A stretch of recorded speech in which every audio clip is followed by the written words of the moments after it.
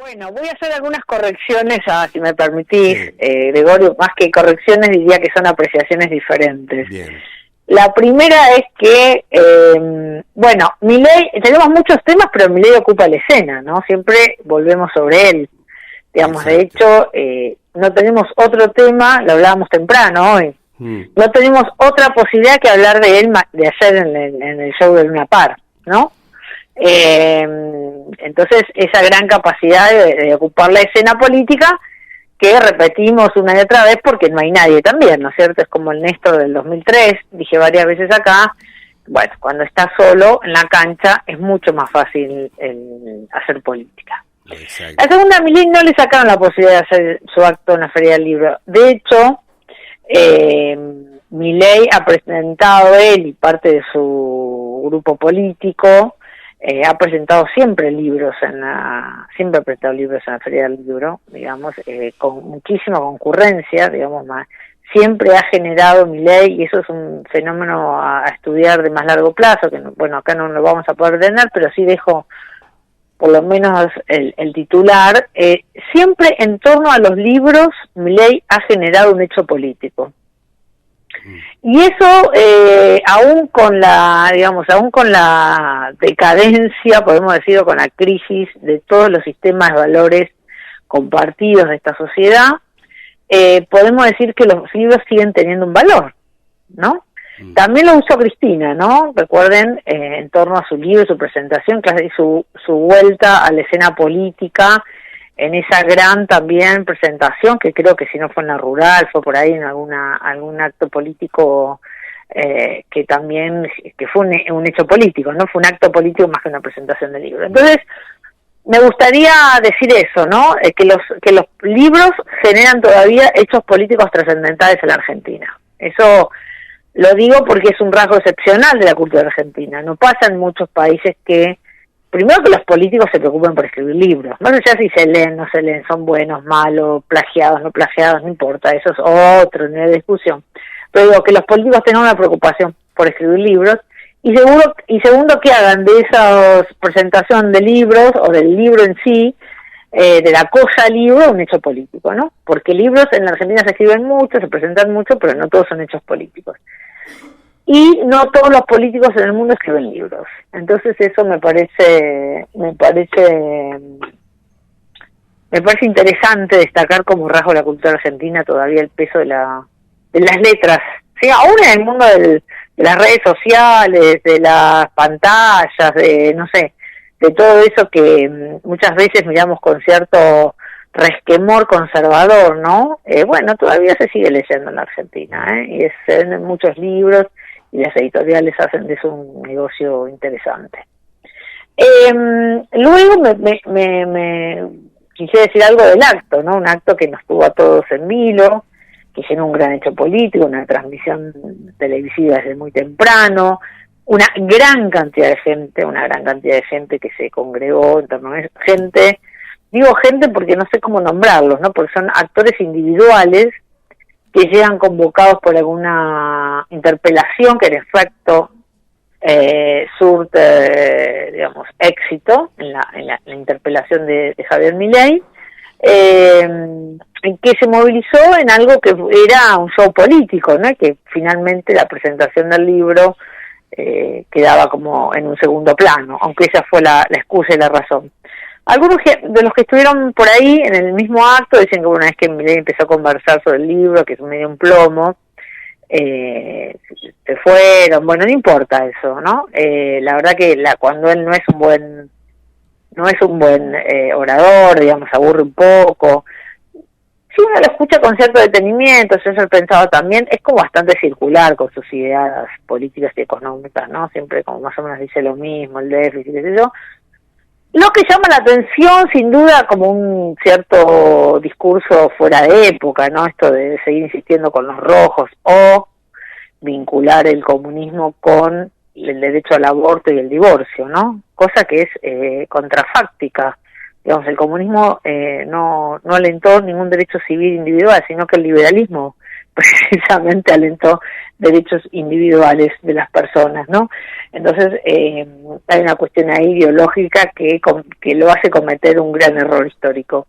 Entonces, me parece que Milei arma ahí un show con dotes de políticas muy conservadoras, un discurso bastante circular en lo económico, pero que, vuelvo a decir, nadie está muy pendiente de eso, ¿no? Del contenido de lo que Milei tiene para decir, sino de titulares, de esa cuestión grotesca, de de ese cuerpo casi desbordado, de esa cara, digamos, con rasgos profundos. Yo creo que está muy de moda el análisis político en términos de emociones. A mí un poco me aburre, pero bueno, es verdad que hay alguna de esos elementos que hay que pensar a la hora de seguir pensando el fenómeno de Javier Milei, que pasa por la recesión más importante que ha tenido la Argentina en largo tiempo, ¿no? Digamos, este show, esta lección política, digamos, este festival, esta especie de cumpleaños que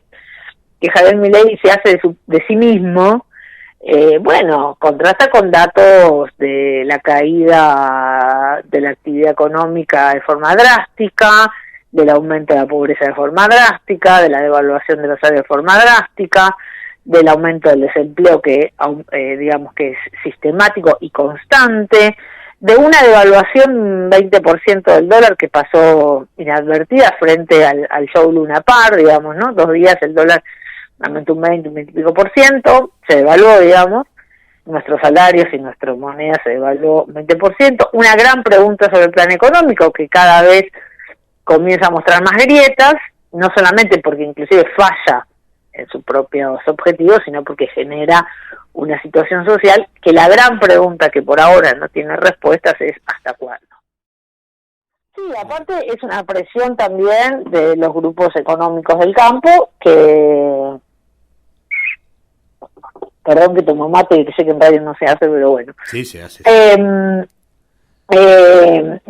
Porque necesitan liquidar divisas, de vender granos, y bueno, ahí hay una disputa, digamos, de un dólar que cualquier caminante sabe que es un dólar que está absolutamente bajo para los niveles de inflación y el costo de vida de la Argentina, ¿no es cierto?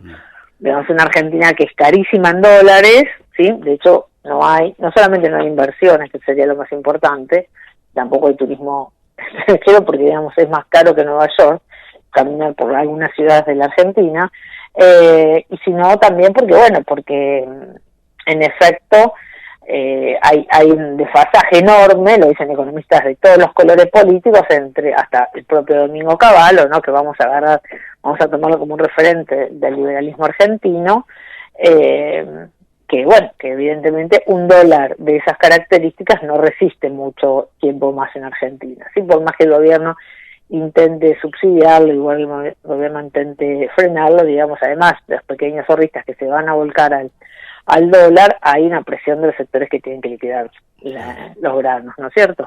En este momento, y vender y que el gobierno está a la espera de eso.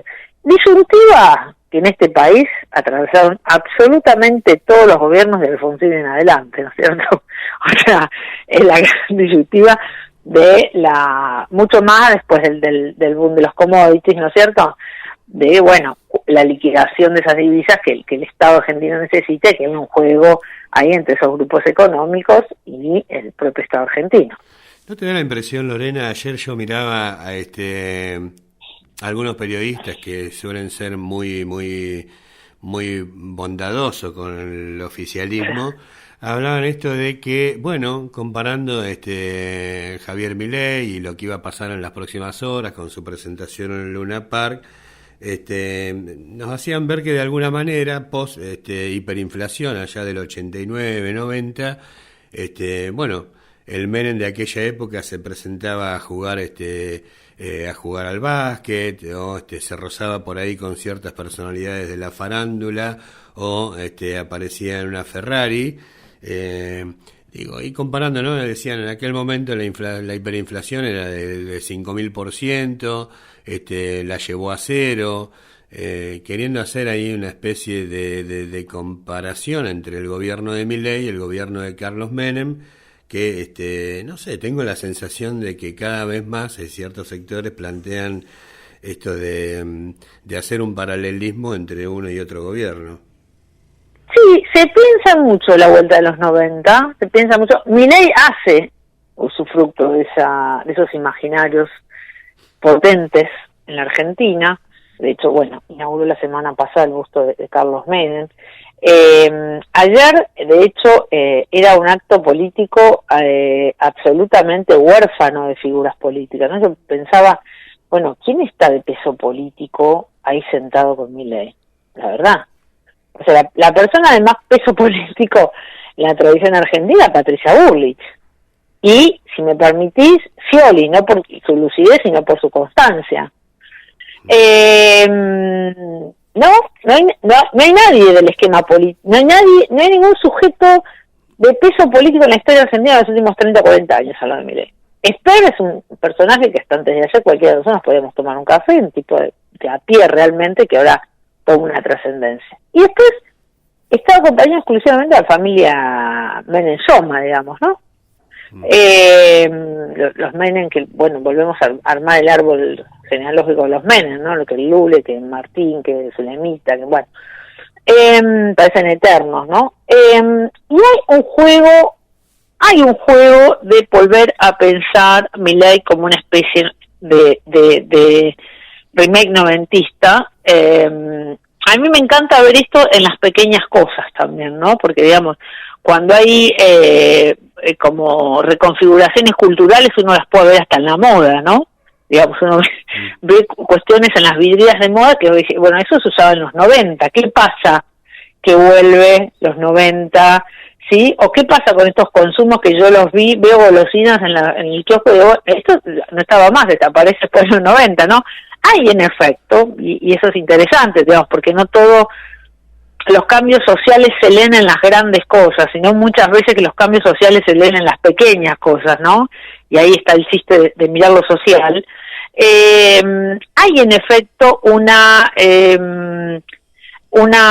apelación a un imaginario de estabilidad política, de triunfo, ¿sí? De pensar el tema de la moneda, que es muy importante, el dólar, la dolarización, digamos, el juego que hace Milei todo el tiempo con la dolarización es un juego a la idea de la convertibilidad en la Argentina, la idea de acompañarse la familia Menem, la idea de reponer a Carlos Menem, que tal vez era una injusticia que no estuviera, ya lo dijimos el jueves pasado, es sin duda una especie de inscribirse en algún mito, ¿no? Porque él también tiene este problema, digamos, ¿no? ¿Dónde se inscribe Milei? Y es un poco lo que yo ayer miraba de las figuras políticas que lo acompañan, inclusive empresariales, no hay nadie muy importante tampoco que lo acompañe.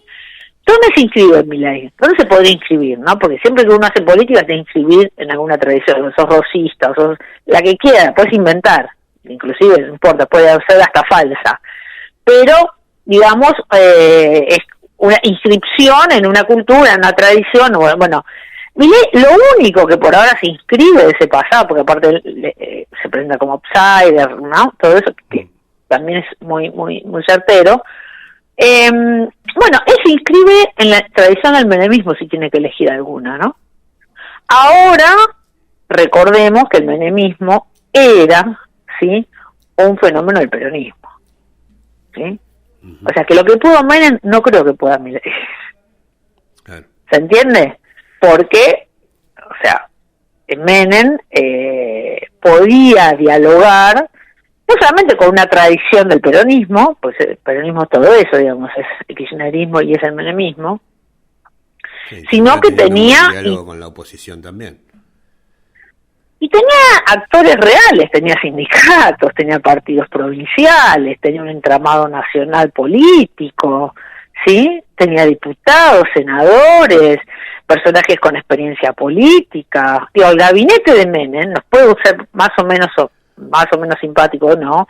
Pero eran todas personalidades, ¿sí? Digamos, de una formación, de un peso en la arena política, que bueno, cuando uno mira el gabinete de Milei dice, ¿no? Por favor, ¿no?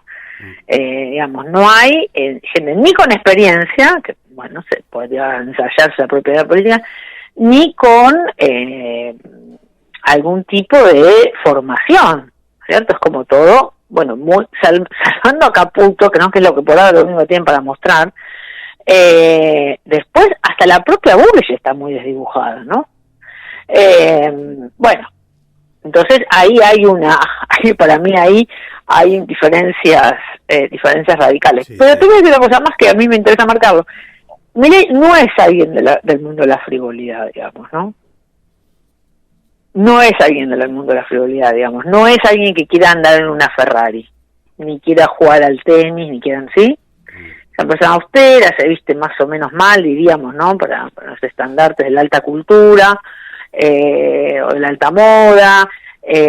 Karina Milei es una persona que, digamos, debe comprar ropa donde compramos más o menos nosotros. No es que tiene una diseñadora, no tiene una Elsa Serrano, no tiene joyas, no tiene peluqueros, no tiene esa parafernalia de la frivolidad de la política que tenía el menemismo, que encantaba a la sociedad por otra parte, ¿no? Que encantaba a la sociedad porque había una identificación muy fuerte con esos valores, con esa estética, y Milei no es eso, ¿no? Milei muestra evidentemente un aspecto de austeridad que a mí me parece muy interesante, muy novedoso en la política argentina, pero es austero hasta, es austero hasta en la gente que lo acompaña en su gestión, ¿sí? Puede ser, digamos, si en el escenario de Luna Park solo pudo poner a Esper y a Adorni a dialogar con él, es porque no hay nada. Bueno, veremos qué suerte corre eso. Eso puede ser exitoso igual en términos políticos, no lo sabemos, pero sí debemos marcar que es absolutamente novedoso, que nunca pasó y que por lo menos genera cierto vértigo. Lorena, y todo esto que casi que no le dimos lugar en este segmento a todo lo que ocurrió con el viaje de Javier Gerardo a España, ahí a la conferencia de Vox, que también ocupó la agenda política un montón de días. Sí, ¿no? Un papelón diplomático de la alta escuela. Ahora es interesante ver, a mí me llegan memes me llegan recortes, de todas las tendencias políticas, por suerte, así me puedo pensar. Hay que ver cómo está organizada la derecha internacional, ¿no?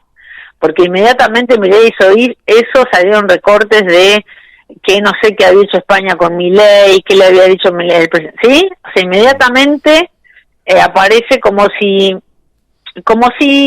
los errores políticos fueran equiparables, o si hubo un error diplomático, eso podría ser saldado con un país que para nosotros, es como, ni siquiera es un país extranjero, ¿no? O sea, todo este país se hizo con migrantes españoles y otros, pero principalmente españoles e italianos. Entonces, no sé, es de una, qué sé yo, traspié político, me parece de un nivel tan grotesco que no merece mucho más análisis que el propio titular que nos brinda Milei. Ahora volvemos a esta pregunta, si eso, España retiró, como todos sabemos, el embajador de Argentina, pero bueno, todos esos rasgos de radicalidad de Milei, casi de personaje, exultante, que se mueve por fuera de los parámetros de la normalidad, lo pongo muy entre comillas, de lo que se espera que un presidente haga, de lo que se espera que un presidente actúe, se comporte, ¿no? Todo eso que lo hace extravagante, y yo creo que por ahora le rinde mucho políticamente. ¿Sí?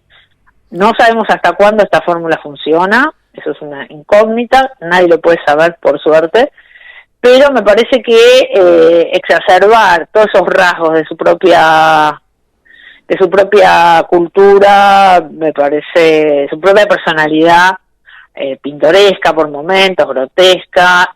Bueno, por ahora no hace más que confirmar que el sacrificio de la idea, el sacrificio digamos, de pasarla mal, digamos, de ganar menos, de poder consumir menos, de pasar frío en el invierno, bueno, todavía merecen la pena, el esfuerzo. Bien. Lorena, para terminar, ahí ha dejado alguna definición hace algunas horas nada más el intendente de Pehuajó.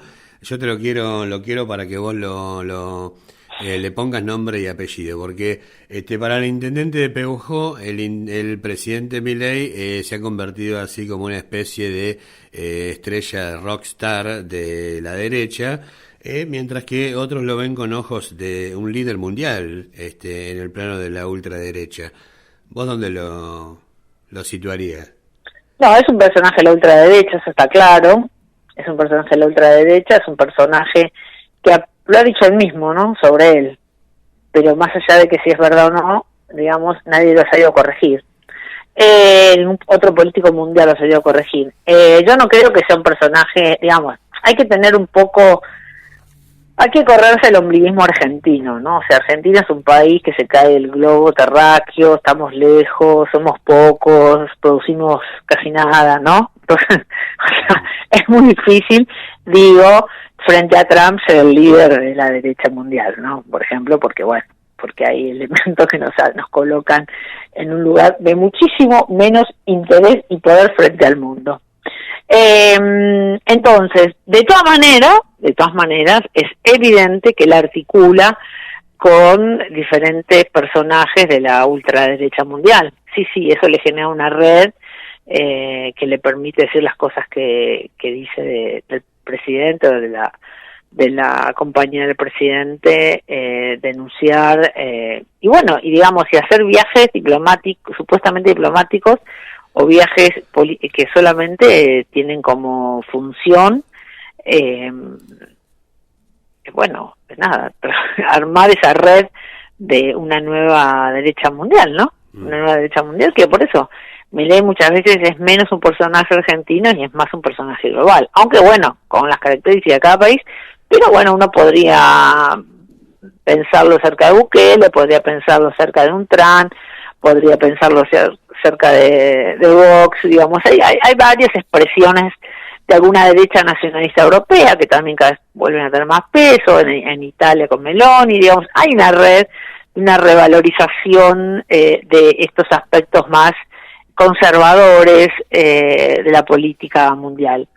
Si eso se arma la internacional de derecha, yo no lo sé, si eso va a tener luego, digamos, posicionamiento frente a la guerra de Israel, no lo sé, todo eso está por verse, pero sí, en efecto, hay una derecha global que se está armando y que Milei ocupa un lugar importante en esa red.